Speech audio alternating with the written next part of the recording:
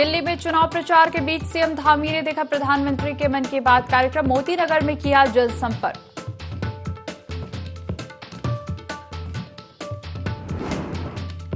खेल मंत्री रेखा आर्य ने देहरादून के पवेलियन ग्राउंड में किया खेल महाकुंभ का शुभारंभ। रंगारंग सांस्कृतिक प्रस्तुतियों के साथ हुआ आगाज।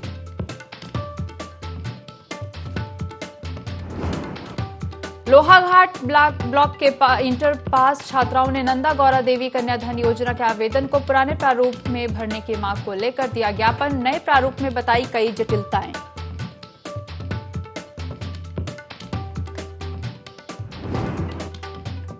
किच्छा पुलिस ने यूपी के बदायूं निवासी एक नशा तस्कर को किया गिरफ्तार। आरोपी से स्मैक भी बरामद।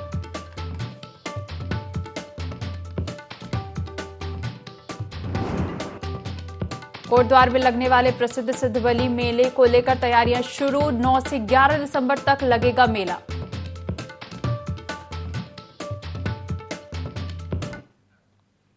देवभूमि लाइव में आपका स्वागत है। मैं हूं आपके साथ दिव्या तिवारी। बुलेटिन की शुरुआत करेंगे खबरों के साथ। सीएम पुष्कर सिंह धामी ने दिल्ली में पीएम मोदी के मन की बात कार्यक्रम को सुना।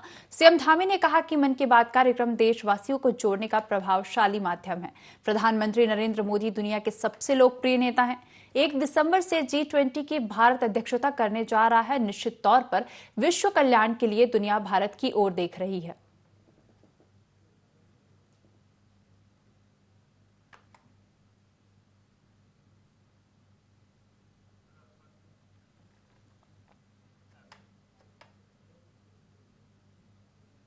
उत्तराखंड में 29 नवंबर से विधानसभा का शीतकालीन सत्र शुरू होने जा रहा है। विधानसभा स्तर पर इसकी तैयारियां लगभग पूरी हो चुकी हैं, तो वहीं विधायक भी अपने सवालों को लेकर काफी उत्साहित दिख रहे हैं। विधानसभा अध्यक्ष के पास अभी तक 500 से ज्यादा सवाल आ चुके हैं। सत्र से पहले कार्यमंत्रणा समिति की बैठक के साथ सुरक्षा समेत कई बैठकें होनी है। इसे लेकर विधानसभा अध्यक्ष रितु खंडूड़ी ने बताया कि ये सभी बैठकें सोमवार को आयोजित की जाएंगी। वहीं विधानसभा भर्ती घोटाला मामले में कहा कि उन्होंने 228 कर्मचारियों को बाहर का रास्ता दिखा दिया है, इसलिए कम कर्मचारियों की मौजूदगी में सत्र का आयोजन करना भी एक चुनौती रहेगा।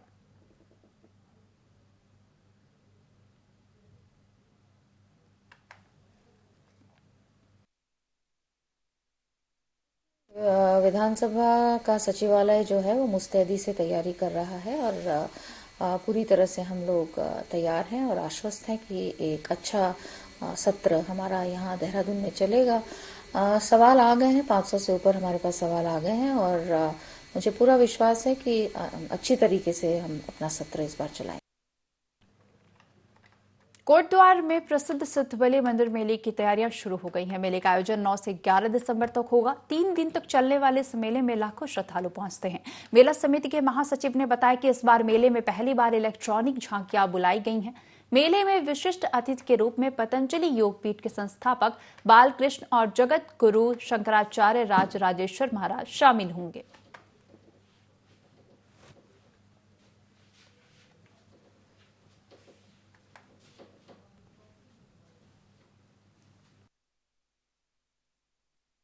की भांति इस वर्ष भी 9, 10, 11 दिसंबर शुक्रवार, शनिवार और इतवार को मेला संपन्न होने जा रहा है। इस अनुष्ठान महोत्सव में 9 तारीख को विशेष झांकियां कुछ दिल्ली से जो इलेक्ट्रॉनिक हैं, स्वचालित हैं, कासगंज से और दूर दूर से झांकियां आ रही हैं। 10 तारीख को गढ़वाली भजन संध्या के लिए दर्शन फरसवाण और दीपा नागरकोटी जो कि कुमाऊं की अच्छी भजन गायक हैं वो उनका भजन संध्या होगी। उसके अलावा 10 दिसंबर को हिंदी भजन संध्या जिसमें कि कैलाश पीयूष जी और पीयूषा अनुज जी नई नई भव्य झांकियों के साथ मोहक डांस के साथ भजन प्रस्तुत करेंगे। इसके अलावा पूरा शहर और मंदिर को सुंदर लाइटों से सजाया जाएगा और पूरी की पूरी मंदिर समिति पिछले वर्षों की से अलग कुछ नया और सुंदर प्रोग्राम करने के लिए आतुर है और प्रयासरत है। किच्छा पुलिस को बड़ी कामयाबी हाथ लगी है। पुलिस और एसटीएफ की संयुक्त टीम ने स्मैक तस्कर को गिरफ्तार किया है। आरोपी के पास से करीब 120 ग्राम अवैध स्मैक बरामद की है। बरामद स्मैक की कीमत करीब 12 लाख रुपए से ज्यादा बताई जा रही है। पकड़ा गया आरोपी यूपी का रहने वाला है।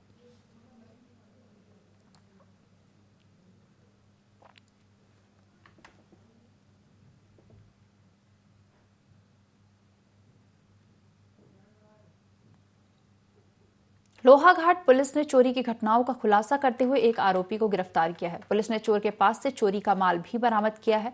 पूछताछ में चोर ने चोरी की बात कबूल की है। एसओ खत्री ने बताया कि शिकायतकर्ताओं ने मुकदमा दर्ज नहीं करवाया, जिस कारण आरोपी शंकर सिंह को चेतावनी देकर छोड़ दिया गया।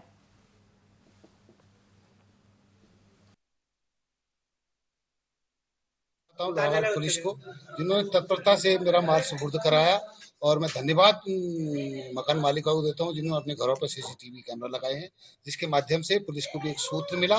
और खास तौर से पुलिस के दो जवान और एसओ साहब हरीश प्रसाद जी और आपके पाठक जी और प्रकाश भाई, जिन्होंने बड़ी तत्परता से इस कार्य को किया, और चोर को जो एक मेट निकला लास्ट में चोर हो, उसके उन्होंने माल बरामद कर लिया। दिनों जो है हमारे लोहाघाट शहर में काफ़ी लोगों द्वारा ये सूचना दी गई कि उनका काफ़ी सामान जो घर से बाहर रखा था कुछ अज्ञात लोग उठा के ले गए। इस पर जो है लोगों ने हमारी मोबाइल और हमारे पुलिस कार्रवाई की है और उनका माल जो है बरामद कर लिया गया है। साथ ही इस पूरे मामले में जो है माल बरामद कर अभियुक्त के खिलाफ वैधानिक कार्रवाई की जा चुकी है। हम लोगों का निवेदन है आपसे कि अपने सामान की सुरक्षा भी करें और जहाँ तक हो सके मोहल्ले में सीसीटीवी जरूर इंस्टॉल करें, जिससे अपराध के नारों में हमें सहयोग मिल सके। उधम सिंह नगर के खटीरा में वन विभाग की टीम ने बड़ी कार्रवाई को अंजाम दिया है। आपको बता दें कि पीलीभीत रोड स्थित साल बोची कक्ष 1 में वन विभाग की जमीन पर 31 लोगों ने अवैध कब्जा कर लिया था, जिसमें 8 लोगों को नोटिस भी दिया गया था, लेकिन अतिक्रमणकारी हाईकोर्ट की शरण में चले गए। हाईकोर्ट से केस हारने के बाद वन विभाग की टीम ने पुलिस जवानों के साथ मौके पर पहुंचकर अवैध अतिक्रमण को ध्वस्त कर दिया। वहीं वन विभाग की वास्तविक जमीन को मार्किंग भी किया गया।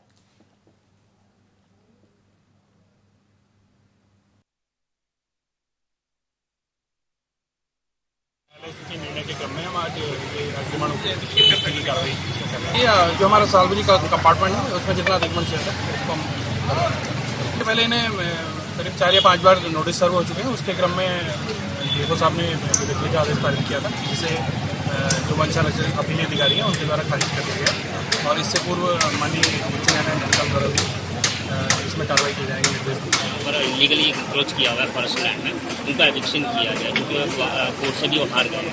लिहाजा उसमें हम आज कार्रवाई की जा रही है, लेकिन हमें निर्देश ये दिए हैं कि फिलहाल आप परमानेंट स्ट्रक्चर्स को ना छुएं, केवल मार्किंग कर लें कि हमारा एरिया कहाँ पर है, और फर्दर इनको ऑर्डर की कॉपी देते हुए जितना भी समय फॉरेस्ट डिपार्टमेंट इनको प्रोवाइड करे, फिर परमानेंट स्ट्रक्चर को भी ध्वस्त किया जाए। सर तो देखिए फॉरेस्ट डिपार्टमेंट का सही है इसमें, वो उनको क्या मानती है। फिलहाल हम उनको ऑर्डर की कॉपी देते हुए उनको थोड़ा समय देंगे, ताकि वो अपना एविक्शन वगैरह जो सामान वगैरह वो हटा लें, और उसके बाद उसको भी ध्वस्त किया जाएगा।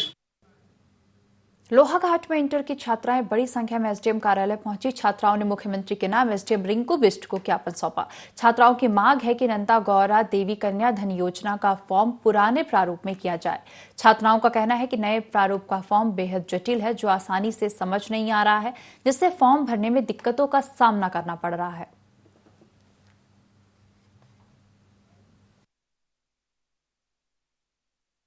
कन्याधन नंदा देवी गौराधन के लिए हमने जो फॉर्म जमा किए हैं, यहाँ पर हम एक बार फॉर्म जमा कर चुके हैं, तो वो बोल रहे हैं कि तुम लोग नए फॉर्म दोबारा से फॉर्म मंगा रहे हैं। बहुत सारी चीज़ें डॉक्यूमेंट जमा करने के लिए बोल रहे हैं। बाल विकास मंत्री जी ने बोला कि पुराने फॉर्मेट में ही जमा करने के लिए बोला, लेकिन वो बोल रहे हैं कि शासनादेश नहीं आया है, इस वजह से नए फॉर्मेट में ही जमा किया जाए। इसीलिए हम मंत्री जी से निवेदन करते हैं कि पुराने ही फॉर्मेट में हमारे गौरा देवी के फॉर्म जमा किए जाए। नंदा गौरा के फॉर्म तो जमा तो कर रहे हैं हम लोग, लेकिन जो हमारे पास अभी एक नया शासनादेश आया हुआ है, तो उसमें हम लोग भी कंफ्यूज में हैं कि हम पुराने फॉर्म कैसे लें, क्योंकि वो पेपरों में आया था। हमारे पास पुराने फॉर्म लेने के लिए कोई शासनादेश अभी नहीं आया है, लेकिन हम उनको मना भी नहीं कर रहे हैं कि आप पुराने फॉर्म न दें। पुराने फॉर्म हम ले रहे हैं, लेकिन उसके साथ साथ हम बालिकाओं को कह रहे हैं कि आप नए फॉर्म भी इसमें सबमिट कर लें, और उसके लिए हमने टाइम दे दिया है उनको कि आप इतने दिवस के भीतर नए फॉर्म भी आप जमा करें। केंद्र सरकार ने उत्तराखंड को जीएसटी प्रतिपूर्ति के 341 करोड़ रुपए जारी किए। इसे लेकर वित्त मंत्री डॉक्टर प्रेमचंद अग्रवाल ने पीएम मोदी और केंद्रीय वित्त मंत्री निर्मला सीतारमण का आभार व्यक्त किया है और कहा कि राज्य की जनता को डबल इंजन का लाभ मिल रहा है। पीएम मोदी और केंद्रीय वित्त मंत्री के सहयोग और केंद्र की जनहितैषी योजनाओं से प्रदेश का विकास हो रहा है।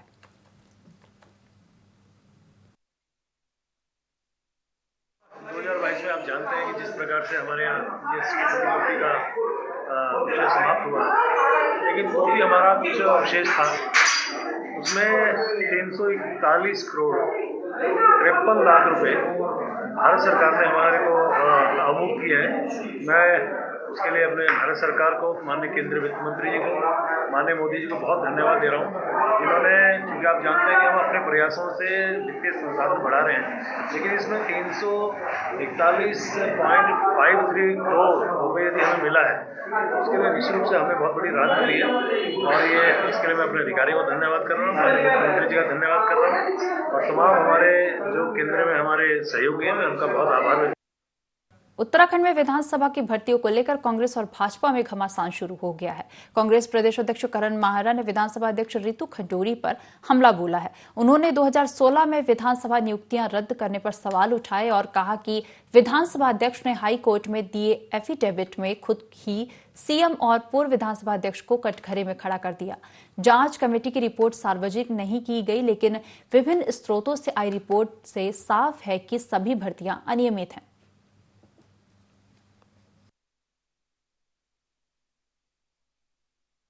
प्रकरण इस उत्तराखंड में चर्चा का विषय बना हुआ है, जो बहुत ही गंभीर है।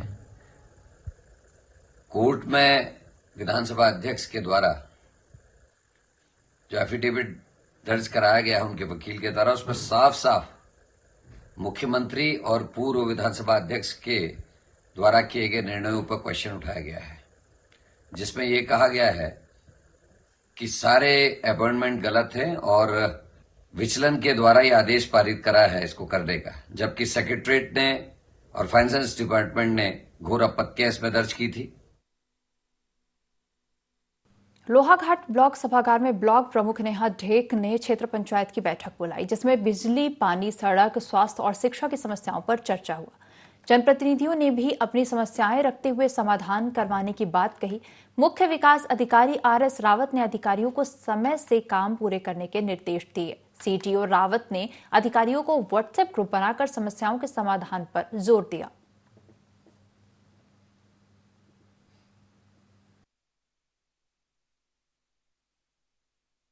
बहुत महत्वपूर्ण जो बैठक महत्वपूर्ण है, और इससे जो हमारे जो भी रुके हुए काम है वो तुरंत होंगे, और जो हमें आश्वासन दिया गया है सभी विभागों ने, वो जो है हमारी क्षेत्र की समस्याओं का समाधान इसमें तुरंत होगा। इसमें मुख्य समस्या हमारी सड़कों की है, पेयजल की है और विद्युत की है। और जैसे हमारे यहाँ ये कुल्ला में सब स्टेशन बनना था, वो बहुत लंबे समय से रुका हुआ है। इसका भी मुझे आशा है कि इसका भी तुरंत समाधान होगा, और क्षेत्र में जो भी हमारे ज्वलंत समस्या हैं उनका समाधान होगा। विभाग के सभी अधिकारियों द्वारा यहाँ पर सबकी समस्याएं सुनी गई, और उनका समाधान करने के लिए हम सभी यहाँ पर जो विभाग के अधिकारी हैं ये संतुष्ट हैं उन समस्याओं से, और उन्हें का समाधान करने के लिए तत्पर हैं। मेनली सभी चीज़ों में समस्याएं उठाई गई हैं, जैसे कि ये सड़क में और जल में सब अधिकतर सभी चीज़ों में ये उठाई गई हैं, तो उनका समाधान करने की हम पूरी कोशिश करेंगे। जो समस्याएं आई हैं, सड़क की आई हैं, पेयजल से संबंधित मेनली आई हैं, और इस पीडीसी में हमारी कोशिश ये रही है कि कैसे हम लोगों की आजीविका में वृद्धि कर सके। इस संबंध में हमने कोशिश की कि जो भी इस टाइप के विभाग थे, जैसे हॉर्टिकल्चर है, एग्रीकल्चर है, फिशरी है, कोऑपरेटिव है, इस टाइप के जितने भी विभाग हैं उनकी योजनाएं, और सीबीओ साहब हैं, जो भी योजनाएं चल रही है उसका प्रचार प्रसार यहाँ पे कराया गया है, जिससे कि हमारे क्षेत्र के जितने किसान हैं उनको अधिक से अधिक इन योजनाओं का लाभ। संवर्धनी न्यास की ओर से महिलाओं के उत्थान और आज के नारीत्व की स्थिति पर दून विश्वविद्यालय ने 2 दिवसीय अंतर्राष्ट्रीय संगोष्ठी कार्यक्रम का आयोजन किया, जिसका शुभारंभ राज्यपाल गुरमीत सिंह ने किया। वहीं कार्यक्रम के समापन पर महाराष्ट्र के राज्यपाल भगत सिंह कोश्यारी पहुंचे। अपने भाषण में महाराष्ट्र के राज्यपाल भगत सिंह कोश्यारी ने भारतीय नारियों के कार्यों की सराहना करते हुए कहा कि भारतीय नारी देश ही नहीं विदेश में भी अपनी ख्याति प्राप्त कर रही हैं। आगे उन्होंने कहा कि केंद्र की मोदी सरकार और उत्तराखंड राज्य महिलाओं के उत्थान के लिए लगातार काम करते आ रही हैं।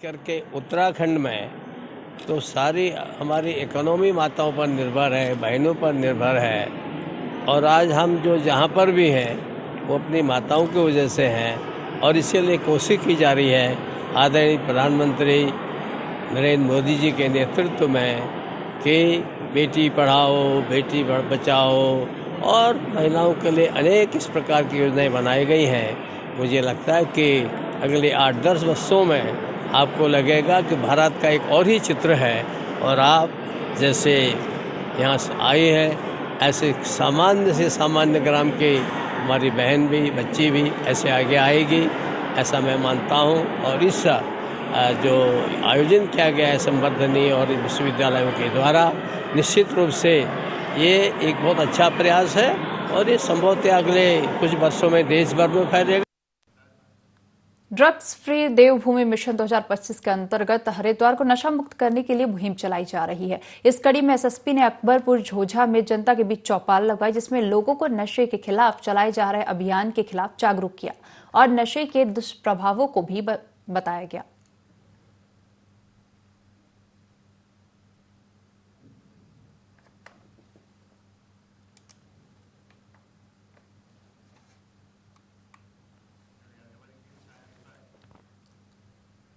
देहरादून में यातायात नियमों का उल्लंघन करने वालों पर पुलिस लगातार कार्रवाई कर रही है। यातायात पुलिस ने शहर के करीब 900 वाहन चालकों पर कार्रवाई की, 600 वाहन सीज किए गए, 419 वाहनों के मॉडिफाइड साइलेंसर नष्ट किए गए। पुलिस इन सभी मॉडिफाइड साइलेंसर बेचने वाले दुकानदारों पर भी कार्रवाई कर रही है और अब तक 14 वर्कशॉप को कार्रवाई का नोटिस भेजा जा चुका है।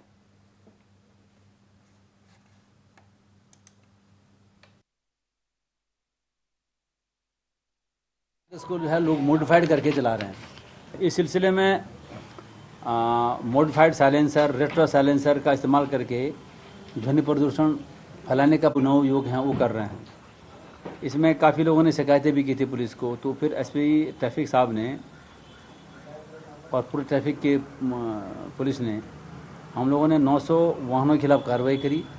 इसमें से 600 वाहन सीज किए गए और इसमें से 419 वाहनों के जो मॉडिफाइड साइलेंसर थे उनका उतारा गया। उनके खिलाफ एमबी एक्ट के तहत सुसंगत धाराओं में कार्रवाई करी गई। चंपावत के पाटी थाना क्षेत्र के जनकांटे में मामूली विवाद ने एक व्यक्ति को मौत के घाट उतार दिया। मारपीट में घायल 45 वर्षीय अधेड़ की उपचार के दौरान मौत हो गई। परिजनों की शिकायत पर पुलिस ने 5 आरोपियों पर केस दर्ज कर जेल भेज दिया है। आगे मामले की जांच की जा रही है।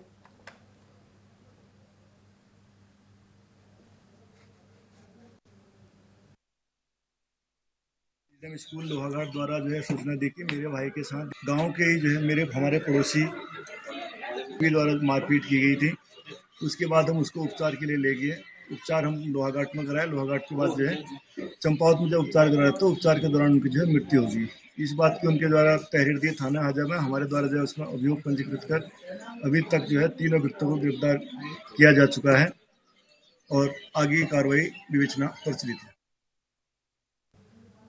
खटीमा के खेतल सांडा खां में प्रशासन ने सरकारी जमीन को अतिक्रमण मुक्त कराया। कब्जे की जानकारी लगते ही प्रशासन एक्शन में आया और उप जिलाधिकारी रविंद्र बिष्ट और तहसीलदार शुभांगिनी के नेतृत्व में टीम ने मौके पर पहुंचकर अवैध निर्माण को ध्वस्त किया। आपको बता दें कि खेतल सांडा खां में नाले से सटी हुई लगभग 1.5 एकड़ जमीन सरकारी अभिलेख में दर्ज है, जिसमें कुछ भूमाफियाओं द्वारा अवैध रूप से प्लॉटिंग कर बेचा जा रहा था। कार्रवाई के बाद चेतावनी दी गई, यदि अवैध रूप से प्लॉटिंग की गई तो सरकार सख्त कार्रवाई की जाएगी। वहीं सरकारी भूमि पर नेपाली मूल के व्यक्ति द्वारा बनाए गए मकान को खाली करने का निर्देश देते हुए 3 सप्ताह का समय दिया गया।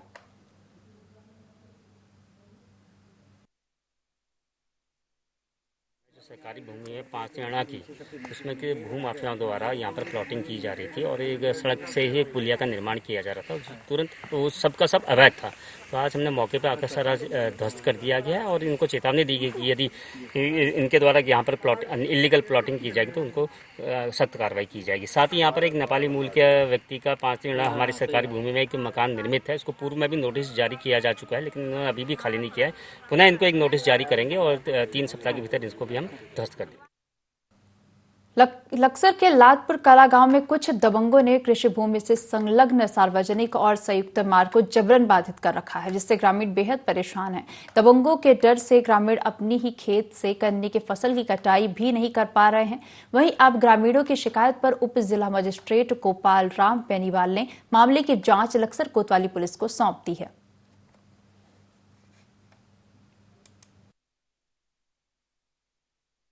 ऐसा होगा कोई 20-25 साल। वो सेक्टर छोटा था, हमारा छोटा सा चक, और वो सेक्टर हमारे बीच में, हम दक्षिण की तरफ हो, मैं पहाड़ की तरफ हो।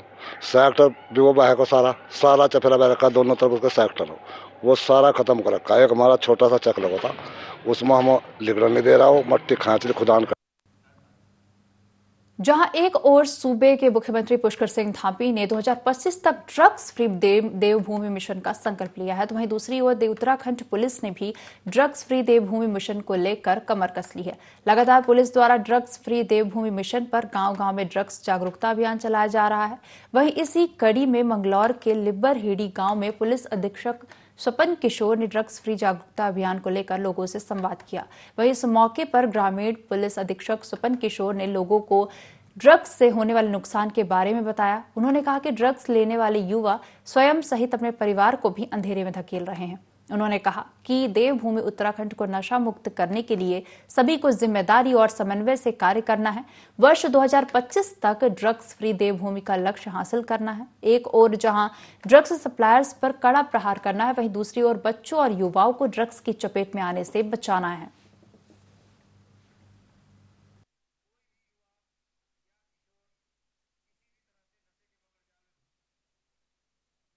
मुख्यमंत्री महोदय की भावना के अनुसरण में एसएसपी हरिद्वार सर के निर्देश पर आज लिब्बरहेड़ी गांव में पुलिस चौपाल का आयोजन किया गया है और इसमें हमारे पुलिस टीम के द्वारा लोगों को साइबर अपराधों से बचाव और सुरक्षा हेतु नशे से के मकड़जाल में फंसने से बचने के लिए और नशा मुक्त भारत ड्रग्स मुक्त फ्री देवभूमि मिशन 2025 के मिशन को आगे बढ़ाने के लिए सकारात्मक योगदान देने हेतु लोगों को प्रोत्साहित किया गया, जागरूक किया गया और सबसे ये अपील और अनुरोध किया गया कि आगे आएं, नशे के विरुद्ध हमारी मुहिम का हिस्सा बने और समाज को ड्रग्स फ्री करने के अभियान में सकारात्मक योगदान। इस बुलेटिन में फिलहाल इतना ही। बने रहिए ID24 के साथ।